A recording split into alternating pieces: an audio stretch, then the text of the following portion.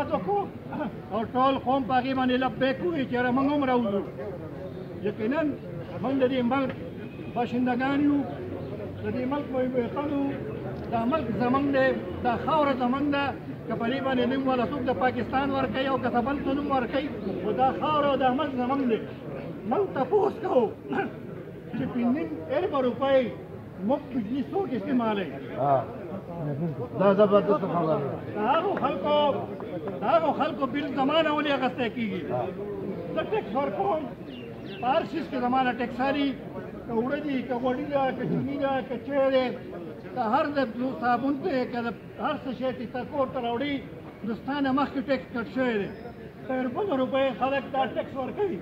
دا ټیکس په موږ باندې د حکومت دی، په موږ یې ورکوو، خو په حکومت هم فرض دی. حکومت د آرټیکل 8 نه واله تر 49 پورې دې آئین د پاکستان آئین موږ له حقوق راکړي دي. دا آئین وایي چې تاله به روزګار زه درکوم، دا آئین وایي چې تاله به کور زه درکوم، دا آئین وایي چې تاله به تعلیم زه درکوم، دا آئین وایي چې تاله به صحت زه درکوم، تاله به پاکې اوبه زه درکوم.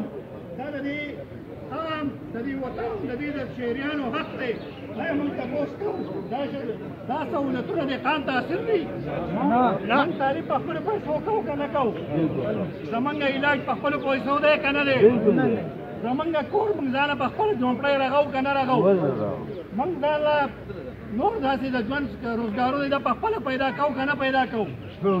نو که موږ روزګار هم پیدا کړو، بیا راپسې هم محکمې لګېدلي وایي ما له باندې اور ټیکس راکړې.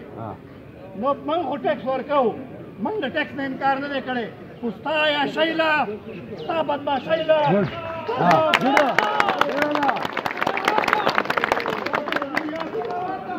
تاسو ګاډو له په 15 کروڑ روپو په ګاډو کې زما اے سیکیورټي دا دې ماله څه کوي؟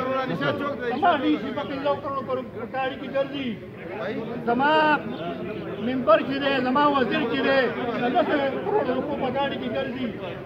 یاره دې خو زه خدمت ته راغلی یم، دې تنخوا ولې الي، دې مراعات ولې الي، دې ګاډي ولې الي؟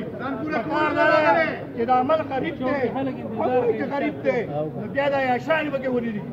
دا زور به زما غریب ته راځي.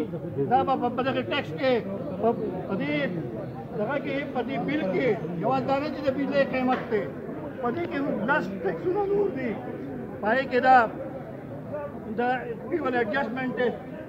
زه تپوس کوم زما بجلي دلته په اوبو پیدا کېږي، زما بجلي دلته زما نه په 1 روپۍ یونټ اخیستی کېږي، ولې زه په 60 روپۍ یونټ واپس واخلم؟ زه د پنجاب د بجلۍ بل ولې ادا کړم؟ پنجاب هلته په تیلو باندې بجلي پیدا کوي، هره صوبه ذمهواره چې ځان خپله بجلي پیدا کړي.